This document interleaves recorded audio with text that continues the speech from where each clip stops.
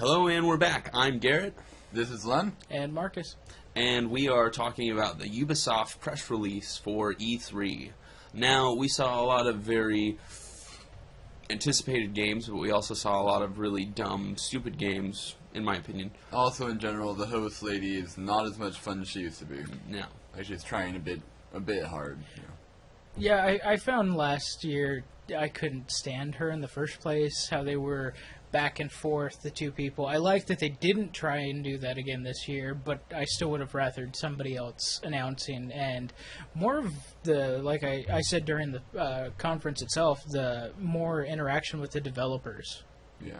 Yeah, I would have agreed with that. Or, I agree with that. I don't like her as a host, and we really didn't see anybody come in as a guest, or, like you said, any producer or writer for a video game. We just kind of saw players and stuff like that. Hashtag Girlwood. Yeah, that was dumb. That was really stupid. That was on her t-shirt. Come on. Anyway, the first game that was revealed is Rocksmith. And it's a guitar game. Yeah, I really don't have an incentive to learn how to play guitar. I hear that it's very cool. If you want to learn how to play guitar, I don't really care. No, we didn't have a whole lot to talk about. Splinter Cell Blacklist. What do you guys think? I don't really like that they didn't really show a demo. They showed a bunch of trailer stuff.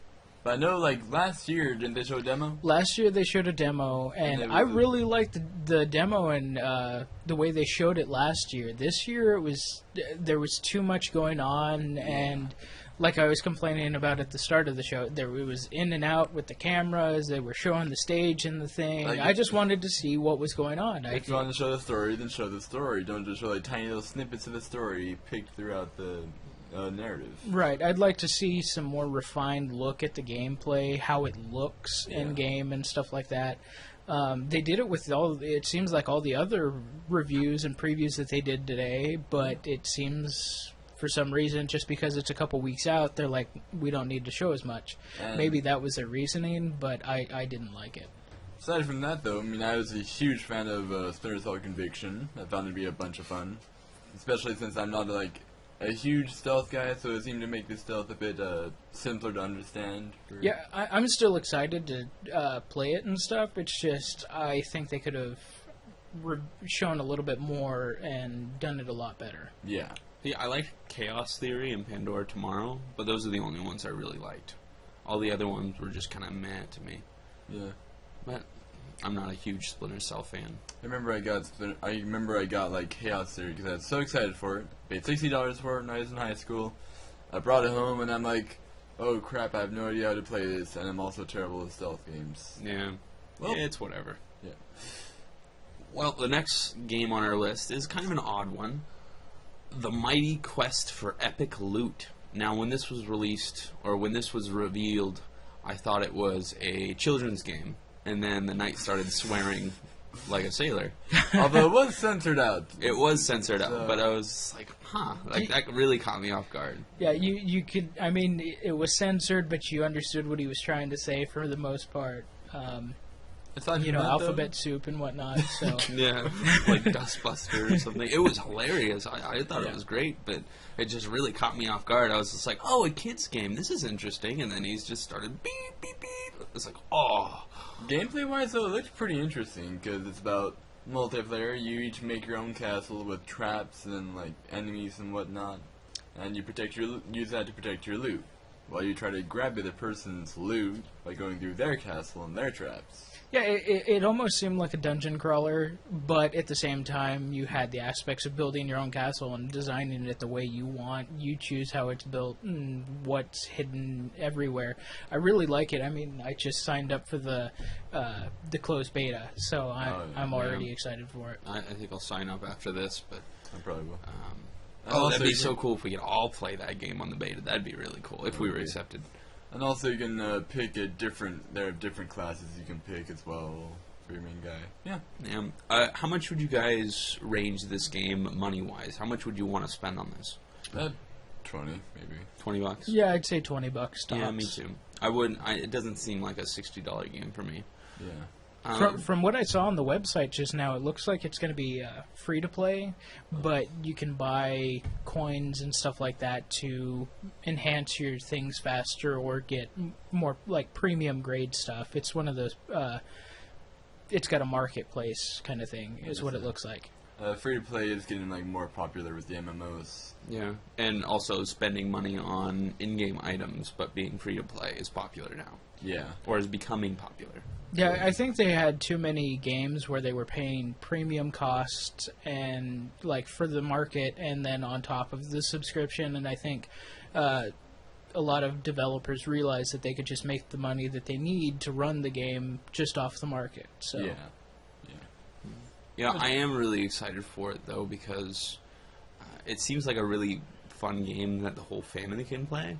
Like, there was swearing and cursing in it, but it was censored. It seems like it was censored, but it seems like a lot of fun for like mom and dad, and then brother and sister to play all together. You know, just kind of fighting for each other's castles and stuff like that. I still want to know what that alphabet soup was about. Yeah, we'll have to look up the uncensored trailer for it for sure. But another game that was revealed was Rayman, the new one. Yeah. I'm kind of excited for it a little bit. I think I'll probably get it more for the kids and maybe the wife to play, but I think I'll play through it a little bit, or at least try it. So you talked about, we just talked about the Mighty Quest having some like adult themes in there as a language. There are some a little bit of adult themes in here as well, because for the first cinematic trailer, the girl that was in there had jiggle physics with their breasts. That was kind weird. Of baffles me, because like I'm assuming this game is going to be E10. Yeah. Then why does she have breasts? Although I can't really make that argument, because most Disney characters had like bouncy. Well, like they weren't breasts. like that, succulent or terrible word. Sorry. Wow. But like they weren't like that, like over the top and just. Blah, blah, blah. Yeah, but they were there. Like she seemed to be a little kid. Yeah. Like I was like, this is. I mean, she's even younger than like Ariel and all the other Disney. It felt really weird because the way the character was designed, she seemed like a little kid, but at the same time, I guess she was supposed to be like a full-grown woman. It made me feel like kind of a pervert watching it. Yeah. It was weird. But if I were ever to have kids, I'd probably get that kind of game for them, because Rayman has always been a hit with like 10 to 13-year-old kids, so it's like it seems like a fun, family-friendly game. From what it showed from the platform, it looked really cool. Some of the like boss chase scenes and the platforming doesn't look bad at all. It just worry about getting repetitive after a while. Yeah, well, I heard that I think Rayman Origins was supposed to be really good. Yeah. I had never played it, but Oh, this is kind of off topic, but how much do you think the newer titles are going to go for? Because obviously the newer titles now go for about $60. yeah. From what I've seen online, Amazon has them listed at $100 a game. Oh my mommy! Whoa! Yeah, $99.99 is what Amazon has the PS4 games priced at. I really do not want to pay $100, so I'm really hoping that they just kind of stick with the $60 price range, because there was talk before both consoles were actually announced that the next-gen games would drop like down to $50 a piece, which would be awesome. But from what I've seen listing-wise, we're looking at $100 a game. To jump from like 60 to 100, they're kind of overstepping their bounds there. Yeah, I really think it's. I don't think that they're truly going to be $100. I really think that it's just their way of making sure, just in case. Like, I don't think Amazon really knows the price, but Amazon and GameStop have that guarantee where if you pre-order it for a certain price and say the price goes up, you're guaranteed it for that other price because that's what you pre-ordered it at. So I think they're just trying to be safe, but at the same time it's a little unnerving to see a $100 price tag on the next-gen games. I remember when some Rainbow Six game came out for the PS2 and I bought it new for $30. Like, that's when games were still like $30, $40 range. And I remember even then, as a kid, I was like, man, this is really stretching my budget. And $60 even now, like, I personally don't think that that's a good price for games. I would price for games at like 40 new, but that's just me. Yeah. But I do understand that developers put a lot of work, a lot of time, a lot of effort, their heart and their souls in blood, tears, and sweat into these games. So I can see why they price them the way they do. However, I don't like that price. Yeah. Well, it gets even worse when you buy the game at full price. You go in to trade it in, like, just a week after buying it, and GameStop buys it for, what, maybe half its price? Yeah, Less $30. than half, yeah. If you're And lucky, you'll turn get the around. 30% trade bump, and so it's And like 39. And Something like Then that. they go around and try to sell it back to, like, regular consumers at the regular $60 price or $55. Well, I mean, it's a hard market, trading and selling video games. It really is. It is. Because you have so many private sellers out there and stuff like that. But anyway, moving on. Yeah. Let's get to South Park and the Stick of Yes. Truth. Yes. Yuck. can't wait. No. Not to me. Not Come to on. me. Yuck. Okay, so Garrett's not a big South Park fan. You know, he's a heavy-duty Christian guy. But, I mean, I love South Park. It's awesome. I can't wait for this game to come out. See, it's not even the aspect of like me being a Christian not liking this game. It's just it's way too vulgar for me. Like, even let's say I were like removed from the church and I like wasn't a Christian and stuff like that. I probably still wouldn't like the game just because of how vulgar and like immature it is. But it's really not that I mean, it is a bit immature, but it's really not as vulgar as you think it is, though. Like, it's built up that reputation, but... Nagasaki. Yeah, Nagasaki. That was funny. I had to get that. That was funny. But in just me personally, I don't like that game. I mean, I don't like the show. I didn't like the 64 game. I played through it. I didn't like it. Well, to be fair, we don't even know what the game's going to be like even now. Yeah, it didn't reveal too much. It looked just like the show. Which I'm so stoked about. That I just love that it looks exactly like the show. Yeah. It is an interesting art style. It really is. Yeah. Almost reminds me of Beautiful Joe for the GameCube. I can see that. If you ever yeah. played Beautiful Joe. I've seen it before, yeah. It's a very good game. But next game on the list is The Crew, a highly anticipated racing game. Oh, yeah. Yeah, That looks interesting. It It does. looks like they implement Google Earth, which is what Marcus was saying when we were watching it. And that looks interesting. So Marcus brought up the idea that it'd be cool if we all bought the game and ruled our town that we live in. That would be very cool. Yeah. But what do you guys think of the game?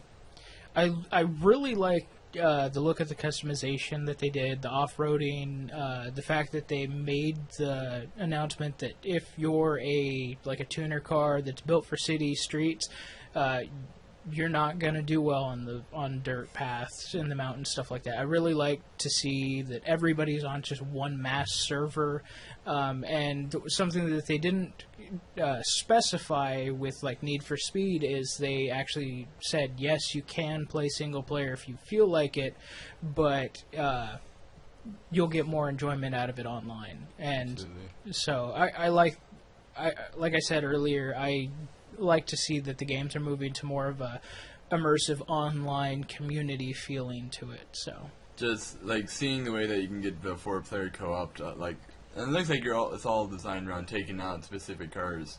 And to me, that sounds exactly like the Fast and Furious movies, which sounds so cool to me. I've always liked racing games and customizing your car because I've always kind of been interested in auto body work. I don't know anything about cars. I know parts of cars, but I don't know anything about how they work or where they go in a car. So it always interests me to play Forza or The Crew when it comes out because I get to see where parts of a car go and I get to see how they work, especially in the field and how they affect the car's performance when you're on the field.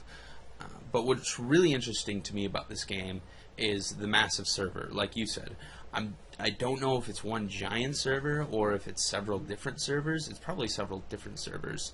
But it really excites me because let's say it's real time and it takes 82 hours of driving from the west coast to the east coast.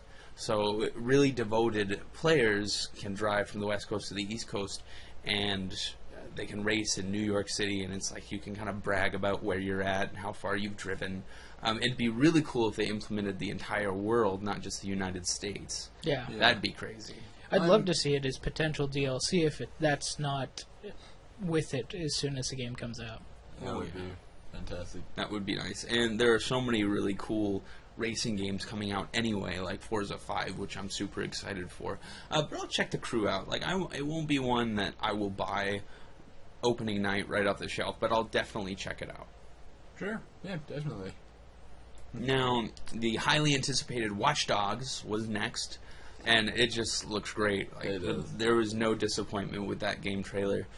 I'm super excited, super stoked for the game.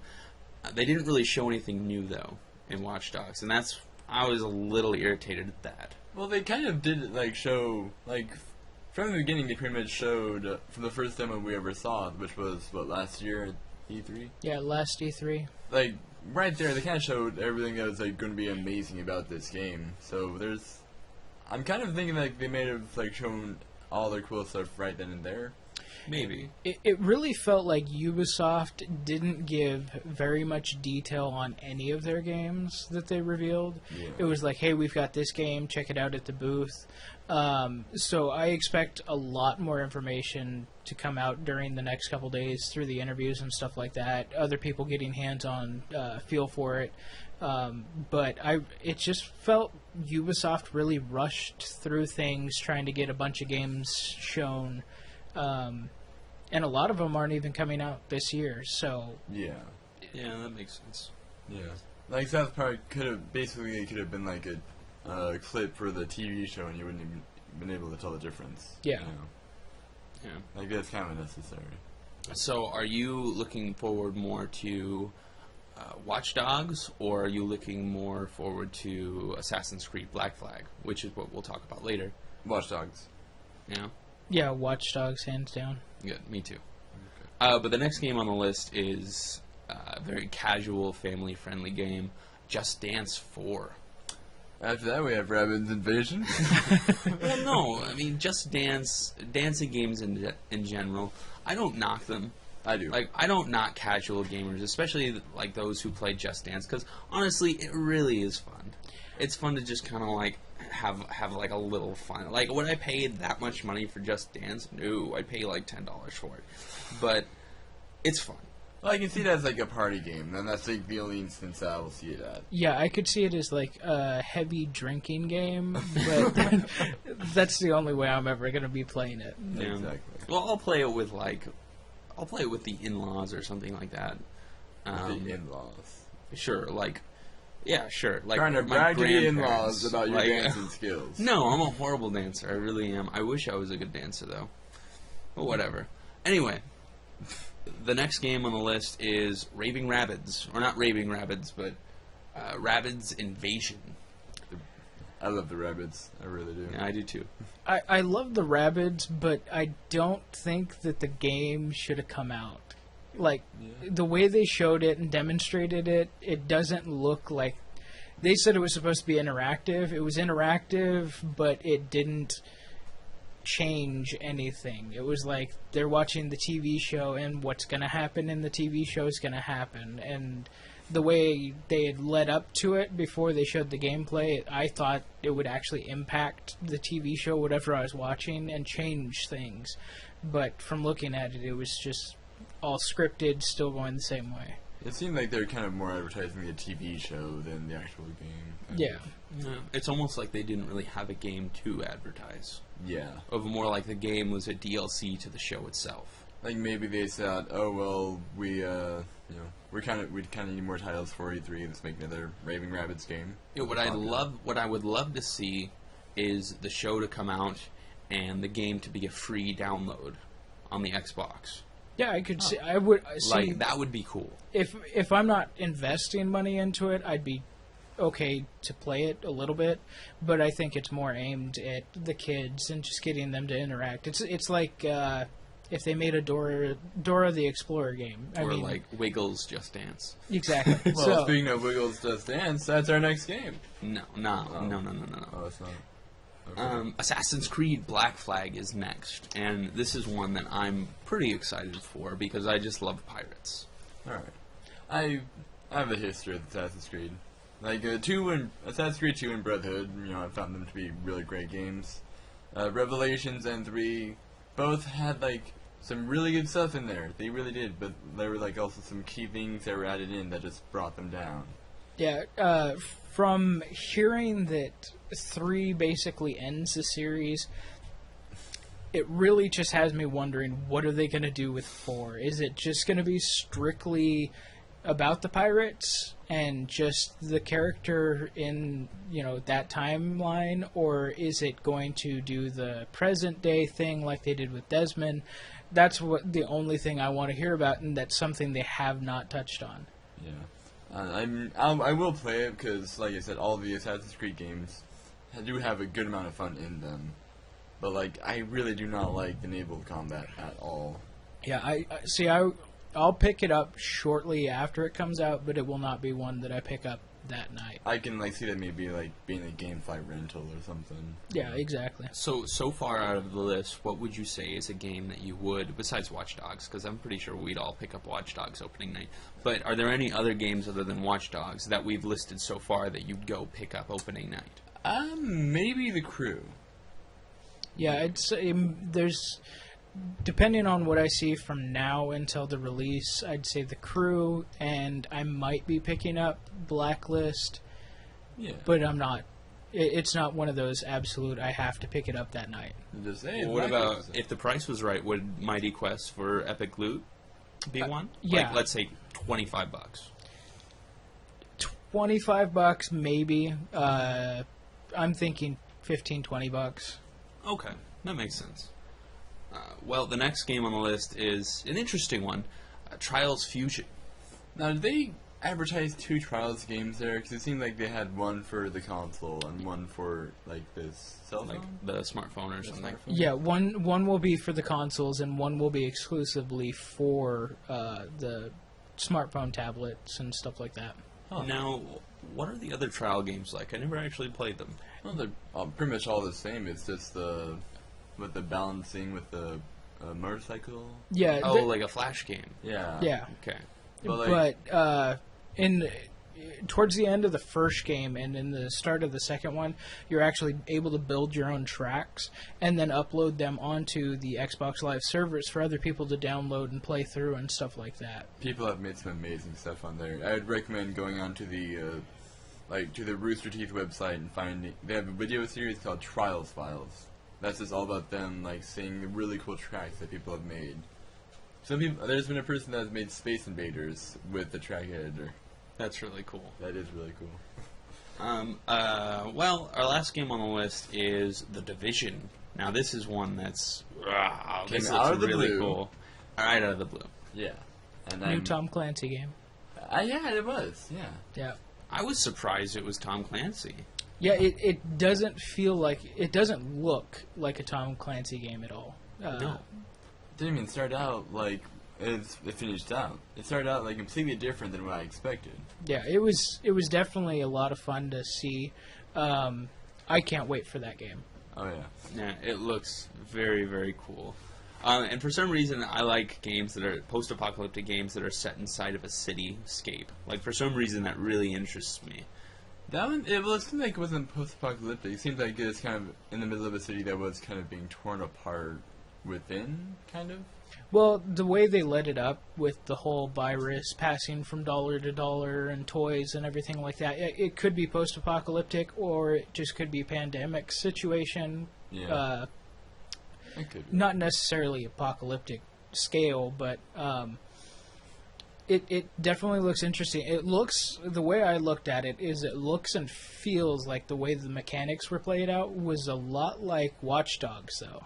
Yeah. I noticed I a kinda lot got of it. that. Yeah, and but I liked the whole PvP aspect. Yet again, they bringing in just random players to play against you. It seemed like during campaign mode. And it seems like you're able to control certain districts within the city. Yeah, and the fact that if a buddy's not at home, can't get on his Xbox or his PlayStation, he's able to help somehow. They showed the like the little quadricopter come in, and it was a dude on a tablet, from somewhere else, and he was able to help highlight or take out enemies and stuff. That I like that ability. That, hey, I need some help. Can you jump on something at any time and actually be able to benefit from it? And also, not just that, but I know we've talked about like graphics for every game, but this one did a really cool job of like with the destructible environments. Because it wasn't like, it wasn't Battlefield 4 destructible environments, but it was like nice little touches, like when they were firing at the cop car, it is being destroyed like little by little. Like when it got hit, when the bullet would penetrate the window wouldn't immediately shatter. It would show the bullet holes. Yeah, it was keeping a lot of realism to it because police windows aren't built just to shatter. They'll take a couple bullets and you'll see the bullet holes. Yeah. So I liked the realism to it.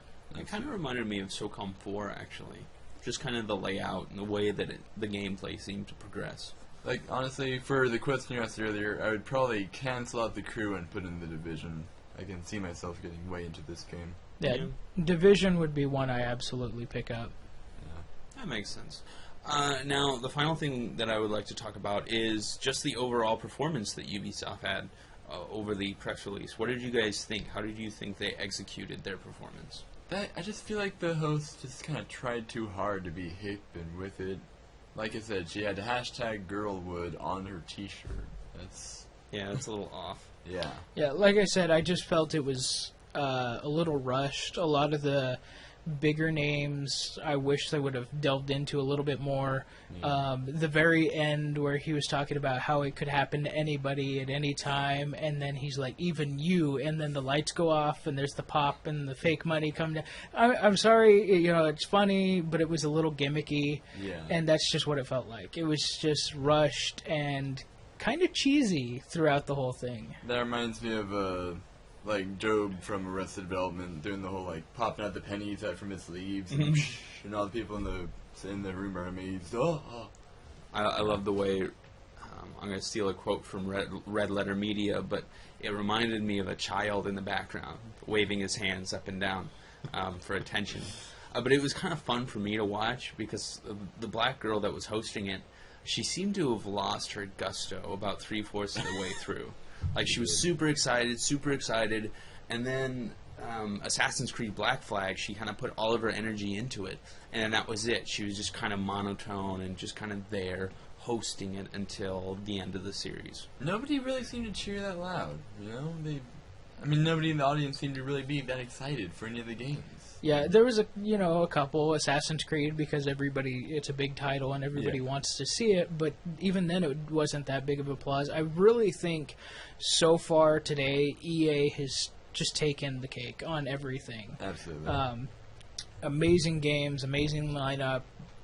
I didn't really super enjoy the sports section, but I understand it, and it was overall the greatest presentation I've seen so far. I really cannot wait to see what Sony has up their sleeve later. Yeah, I'm so excited for it. On the edge of my seat for Sony, but usually, like I've said before, usually they botch their performance when it comes to E3. So we'll have to see. It is up to them. Xbox set the bar pretty high as well. Yeah, Xbox is the company. I think the consoles are really. I don't know. I felt that there was a more focus on games for the Xbox, and I almost am wondering if Sony is going to do a whole lot of games or not, because their whole focus tonight on advertising is the console reveal. And, we've seen the specs and everything like that, so I don't really see there being a need other than seeing just what it looks like. And in that case, in the situation we're in right now, I could care less what the console looks like, Yeah. As long as it functions properly and it puts out decent games and exclusives that I'm willing to play, that's all I care about. When Xbox released the new Xbox 360 design this late in the life of the console, I'm like, what? Really? You're gonna kind of bother doing this late? It does look kind of like a microwave to me. Like a tiny microwave. Or a VCR. That's better. Okay, VCR. Yeah. Well, it's just a redesign this late when, like, in several months, you're going to release a new console that hopefully a lot of people will be very excited for. But Sony's done the same thing also. I mean, they've come out with 3 different PS3s now. True. So, I mean, it's weird because they're, like, on par to match each other. Yeah. And really, like you're saying, Microsoft did not need to come out with another redesign, especially with it being so late. But it's like well, Sony did it, we have to do it. Yeah. That makes sense. Kind of trading blows there. Now, as far as price tags go, we saw earlier Microsoft post the $499 price tag on the system. What do you think that Sony's going to be pricing their system at? I would say about 700. 700. 700. If they had the audacity to do 600 when the PS3 came out, hopefully they learned from that mistake. I don't expect it to be 700, but that's probably what they're going to do. Something like that. No, I definitely see them doing 500. I think it's going to match Xbox. I think there's going to be... I think they're going to realize from the last one, because they had a very slow start into it. I mean, they were a year after the Xbox came out. Yeah. And they just seemed to have a slower start than the Xbox did, opening sales and stuff like that, because of the price tag. I mean, not a lot of people wanted to shell out $600 for the system, whereas Microsoft released it $400 last time around. So, see, right now, I think Sony has the upper hand at this point. Because you're right, they really haven't revealed so much about their system, other than just the specs. So I think they have a potential to reveal just a ton of stuff, a ton of information at their conference, and just baffle people's minds with how much they're actually showing. The density of the information that they'll give could potentially be huge. There are a lot of people that wow over, though, because I would say in general the 360 was more popular than the PS3. So I would say so too. They have a lot of fans that went over. Right now, I think both consoles are pretty even prior to Sony's conference, because Microsoft answered a lot of questions. They still got a lot of questions to be answered as far as the trade-in thing, lending games to friends, stuff like that, that we'll hopefully learn more about over the next couple days also. But I think Microsoft really shot themselves in the foot with their conference prior to E3 with having so many questions, and they've really changed the online dynamic of their company. Well, see, I would disagree with that, though, because them showing their pre-press release, let's say, a lot of gamers and a lot of enthusiasts put in their questions to Microsoft, and Microsoft shaped this their entire reveal event around those questions. Like, for example, a lot of enthusiasts and gamers said, we don't like the fact that you're talking about TV so much. So they took that into account, and they mentioned very little about TV. So I think that really helped them give the information that people actually wanted to hear. Yeah, people seem pretty satisfied with the PS3 press conference, so now they're probably wondering, okay, what do we have to do with our actual press conference or an E3? Yeah, right now, my only big questions left for Microsoft are how much the Xbox Live membership for the Xbox One is going to cost, because we don't know if they're going to be changing the pricing on that. Yeah. Also, how are they doing, like, how do they know who 10 people in the family are that can use the same system? How do they know their family, stuff like that. And then on top of it, just the, like, loaning a game to a friend. I was reading a GameStop email that they sent me, and they said you have to have the friend has to be on your friends list for 30 days, and then you can give them a game, and that's it. You can only give it to one person, kind of thing. And from what I've heard on other people talking about it, is once you give it to a friend, you don't own it anymore. And from what I had gotten out of the email is you can give it to a friend and you still keep the digital copy of the game. So I don't know. I did like the announcement that their digital and disc day of release on the games though. So they're doing what Sony does, where they release big name titles on digital, so you don't have to go to the store, wait in line, and stuff like that. So me, who's owned Black Ops 2 18 times, can just buy it once and not worry about trading it away. Yeah, my main questions for both the consoles are just how they're going to deal with, well, first of all, whether or not they'll have backwards compatibility, how they'll deal with the games that I already had on my previous account and console, stuff like that, how they'll deal with, like, used games. Sure. That'll all be answered in the future. Sure. Backwards compatibility actually was answered by both companies, and neither company is doing backwards compatibility, which baffles me on Sony's front because they are not switching disc formats. It's very odd to me. Okay. But anyway, that was Ubisoft's press release conference and our opinions on it. And join us very soon for the Sony press release. We're very excited about that. Just Dance.